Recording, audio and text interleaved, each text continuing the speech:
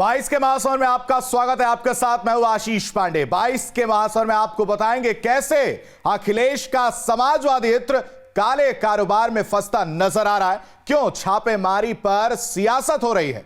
नमस्कार, मैं हूं आपके साथ शुभम त्रिपाठी। हम साथ ही बात करेंगे उत्तराखंड की सियासत में कांग्रेस की कलह की। क्या कांग्रेस में उठा भूचाल वाकई थम गया है? लेकिन बात सबसे पहले छापेमारी की सियासत पर।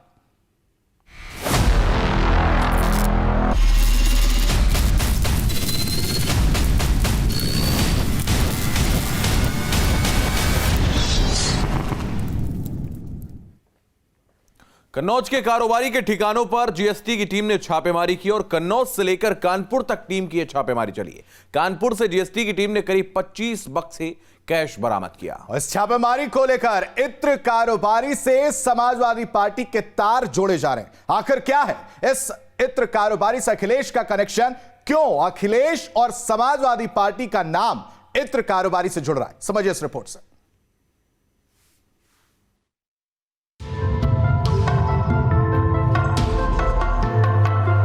रंग भी लाल हरा रखा है आपने। अगर कहीं दूसरी जगह चली जाए ये बोतल, खुशबू बदल पाए ना बदल पाए, लेकिन रंग जरूर बदल देंगे। एक तस्वीर में अखिलेश के सामने रखा लाल इत्र देखिए, दूसरी तस्वीर में नोटों के बंडल से भरा कमरा देखिए। अखिलेश यादव की चाहत थी समाजवादी के इत्र की खुशबू पूरे यूपी में फैले, लेकिन यूपी तो लाल इत्र से ज्यादा नोटों की महक से हैरान है, परेशान भी है।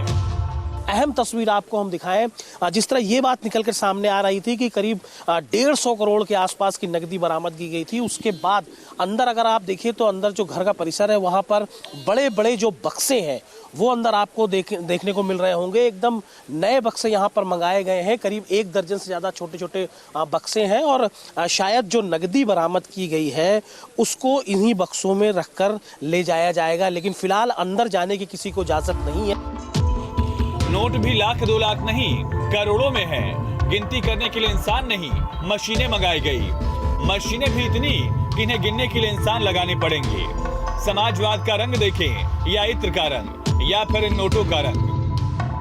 आपको बता दें कि पीयूष जैन के जो कन्नौज स्थित जो आवास है वहाँ पर भी कार्रवाई लगातार चल रही है। वहाँ पर आवास को सील किया गया है। देखिए एक अभी गाड़ी यहाँ पर मौजूद है और यहाँ पर पहुँची है और यहाँ पर कुछ जो लोग हैं वो यहाँ पर आए हैं। और ये देखिए रुपए गिनने की जो मशीन है वो यहाँ पर मंगाई गई है, फिर से यहाँ पर आई है और अब इस गाड़ी से इस मशीन को अंदर ले जाया जा रहा है। कल से ये सिलसिला लगातार जारी है।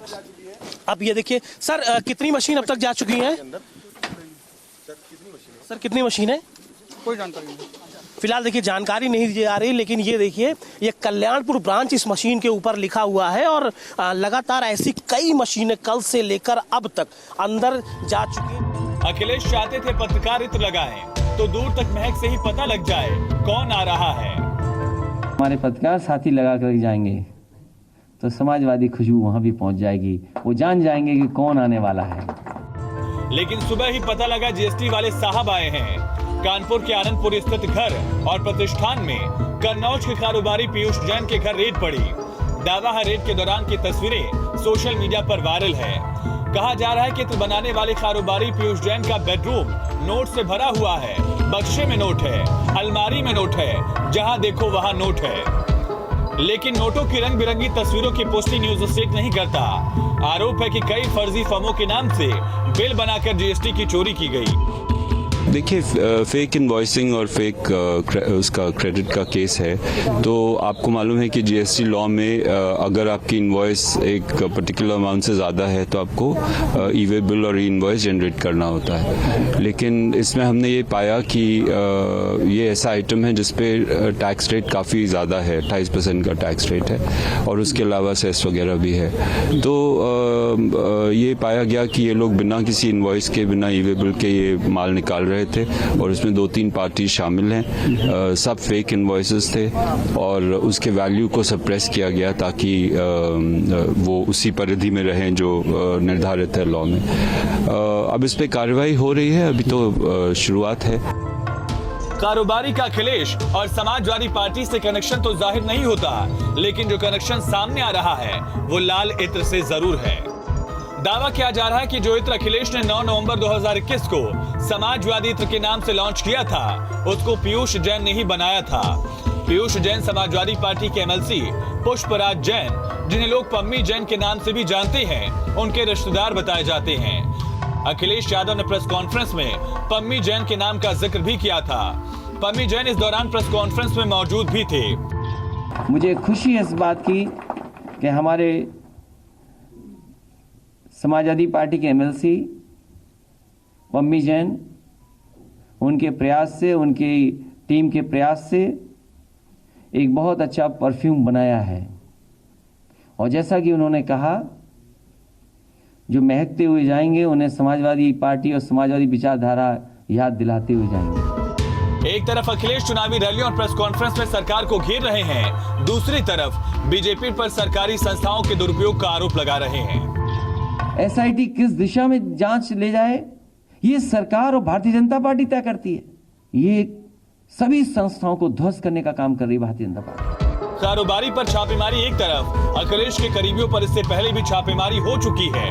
मऊ से लेकर लखनऊ तक कई एसपी नेताओं के ठिकाने पर आईटी ने हाल ही में छापेमारी की थी। छापेमारी करीब 4 दिन तक चली, तो एक बार फिर समाजवाद का नोट रंग यूपी की जनता के सामने आ चुका है। Team news state. तो पीयूष जैन के ठिकाने पर छापेमारी को लेकर सियासत लगातार तेज हो रही है। ओपी राजभर ने कहा कि बीजेपी की विदाई का समय आ गया है। बीजेपी को लगता है कि सिर्फ समाजवादी पार्टी के पास ही पैसा है, बीजेपी के लोगों पर क्यों छापा नहीं पड़ रहा है। समाजवादी पार्टी के लोगों के यहाँ जो ईडी का छापा पड़ रहा है, ये भारतीय जनता पार्टी के विदाई का संकेत। ये बदले की भावना से चुनाव में हार, हताशा और निराशा, खाली रुपया समाजवादी पार्टी के पास। तो पुष्पराज जैन यानी कि एसपी के एमएलसी पम्मी जैन से इत्र के कारोबार के जुड़े होने की वजह क्या है? क्यों ये लाल इत्र और काला धन सियासी संग्राम में चर्चा बन रहा है? दरअसल पम्मी समाजवादी इत्र के बाद चर्चा में आए और वो लोकसभा चुनाव में एक और इत्र लाने वाले थे। कश्मीर से कन्याकुमारी तक इत्र लॉन्च करने का प्लान था। इत्र कारोबारी पीयूष जैन कन्नौज के रहने वाले हैं और कन्नौज से ही जैन का इत्र का कारोबार चलता है। चलिए रुक करते हैं अगली खबर की ओर। पहाड़ पर कांग्रेस में घमासान मचा हुआ है। हालांकि दिल्ली दरबार में पेश होने के बाद कांग्रेसी नेताओं का दावा सब ठीक है, लेकिन क्या सियासत में सब ठीक होना आसान है? कांग्रेस में आया हरदा का तूफान क्या एक बार फिर उन संकेतों की ओर इशारा कर रहा है जो पहाड़ की सत्ता में परंपरा सी बन चुकी है? चुनाव से पहले ही क्या कांग्रेस दो फाड़ हो चुकी है या फिर दावों के मुताबिक सब ठीक हो गया है?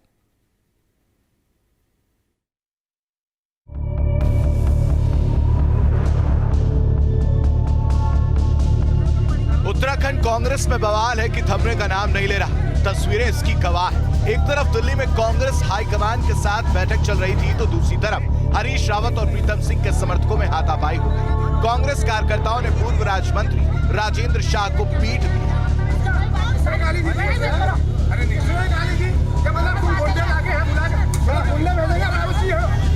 इतना ही नहीं, दिल्ली में रावत के समर्थकों ने कांग्रेस कार्यालय के सामने प्रदर्शन भी किया। कांग्रेस हेडक्वार्टर के सामने हरीश रावत के समर्थक कार्यकर्ता हरीश रावत के पक्ष में नारा लगा रहे हैं। आखिर ये कहां से आए हैं, क्यों आए हैं, इनसे हम बातचीत करते हैं। आप कहां से आए हैं, क्या नाम है आपका? जी मेरा नाम आदित्य राणा है, मैं उत्तराखंड से हूँ, हरिद्वार जिले से हूँ। क्यों आए हैं आप दिल्ली? हम अपने नेताजी के लिए आए हैं, हरीश रावत जी के लिए। उनके ऊपर जो गलत सलत जो मीडिया वो टिप्पणी कर रही है कि हरीश रावत जी भाजपा छोड़ रहे, भाजपा में जा रहे हैं, हरीश रावत जी ने पार्टी, वो कभी ऐसा नहीं कर सकते हैं। हरीश रावत जी एक वो चेहरा है उत्तराखंड में जो दिन रात कांग्रेस के लिए काम करता है। कांग्रेस दावा कर रही है कि पार्टी में कोई विवाद नहीं है, लेकिन अंदर खाने जो चल रहा है वहां से संकेत साफ है। विवाद पूर्व सीएम हरीश रावत के ट्वीट से सामने आया। उन्होंने अपनी पोस्ट में लिखा था, संगठन का ढांचा सहयोग नहीं कर रहा, हाथ आगे बढ़ाने की जगह मुंह फेर करके खड़ा है, जिनके आदेश से तैरना है उनके नुमाइंदे हाथ पैर बांध रहे। इसके बाद मचे सियासी बवाल के बीच हरीश रावत ने एक और ट्वीट किया, जिसमें उन्होंने सफाई दी। दोनों गुटों के नेताओं को आलाकमान ने दिल्ली तलब किया। ऐसे में बैठक के बाद रावत ने कहा, अब सब कुछ सही है, कोई विवाद नहीं। कैंपेन कमेटी के चेयरमैन के रूप में जो है मैं लीड करूंगा, ये तय हुआ है और लीड करूंगा और सब लोग उस काम में पूरा सहयोग देंगे। मैंने देहरादून में भी कहा था कि कदम कदम मिलाए जा, कांग्रेस के गीत गाए जा, ये जिंदगी है उत्तराखंड की, उत्तराखंड पर लुटाए जा। वहीं कांग्रेस के दूसरे खेमे के नेता प्रीतम सिंह का कहना है अब विवाद खत्म हो गया। देखिए, राष्ट्रीय नेतृत्व से मिलने हम तमाम कांग्रेस के लोग आए और बात हुई और बात होने के बाद समस्या का समाधान हुआ है, निदान हुआ है। और हरीश राव जी कैंपेन कमेटी के चेयरमैन है। जब किसी व्यक्ति को कैंपेन कमेटी का चेयरमैन बनाया जाता है तो उनकी ही देखरेख में जो है चुनाव लड़ा जाता है। हम चुनाव लड़ेंगे और 2022 में जब हम सरकार बनाएंगे तो राष्ट्रीय नेतृत्व और जो है जो CLP है वो तय करेगी कि किसको जो है बात। वहीं उत्तराखंड कांग्रेस के अध्यक्ष गणेश गोदियाल ने दावा किया पार्टी संगठन की एकता के साथ चुनाव में जाएगी। हम सब लोग इस बात पर सहमत हैं कि हम सब उन्हें सहयोग करेंगे और उसके बाद जो उनकी शंकाएं थी कि भाई मैं कुछ स्थितियां ठीक करना चाहता हूं ताकि मैं इस इलेक्शन को ठीक से लड़ सकूं, उन स्थितियों को ठीक करने के लिए हाईकमान ने मुझे निर्देशित किया है कि उनके अनुरूप स्थितियां आप ठीक करें और जो दिक्कतें थी उनको ठीक कर दिया जाए। चुनाव के मुहाने पर खड़ी कांग्रेस के लिए पहाड़ में यूं दो फाड़ होना किसी खतरे से कम नहीं। हरीश रावत और पार्टी आलाकमान इस खतरे को चाहे भांप लिए हो, लेकिन आने वाले दिनों में कांग्रेस की गुटबाजी पहाड़ पर कौन सा रंग दिखाएगी, ये संकेतों से साफ पता लग रहा है। Team news state. चलिए अब आपको बताते हैं आखिर कांग्रेस के दो फाड़ होने की वजह क्या है और क्यों ये विवाद थमना इतना आसान नहीं है। चुनाव से 6 महीने पहले कांग्रेस ने प्रदेश अध्यक्ष बदले और हरीश रावत गुट ने प्रीतम सिंह गुट को झटका दिया। चार कार्यकारी अध्यक्ष बनाकर प्रीतम सिंह गुट ने जवाब दिया और चुनाव में चेहरा घोषित करने का अब रावत दबाव बना रहे हैं। रावत के गढ़ में प्रीतम सिंह प्रचार करने पहुंचे और खींचतान बढ़ गई। तो सीएम योगी अयोध्या के दौरे पर पहुंचे और अयोध्या में सीएम ने सबसे पहले हनुमानगढ़ी के दर्शन किए। इसके बाद सीएम रामलला के दर्शन करने पहुंचे। पूजा करने के बाद सीएम ने राम मंदिर निर्माण के कार्यों का जायजा भी लिया। तो 3 तस्वीरों के जरिए आपको दिखाते हैं। पूजा और निरीक्षण के बाद सीएम ने दास छावनी में श्री राम सत्संग भवन का लोकार्पण किया और इसके साथ ही सीएम ने आरोग्य मेले का भी उद्घाटन किया।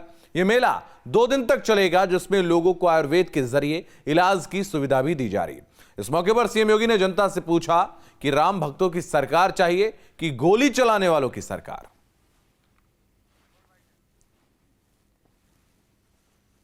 एक तरफ मोदी जी के नेतृत्व की भारतीय जनता पार्टी की सरकार और दूसरी तरफ वे लोग भी थे जो राम भक्तों पर गोलियां चलाते थे। भाइयों बहनों, राम भक्तों की सरकार चाहिए या राम भक्तों पर गोलियां चलाने वाली सरकार चाहिए?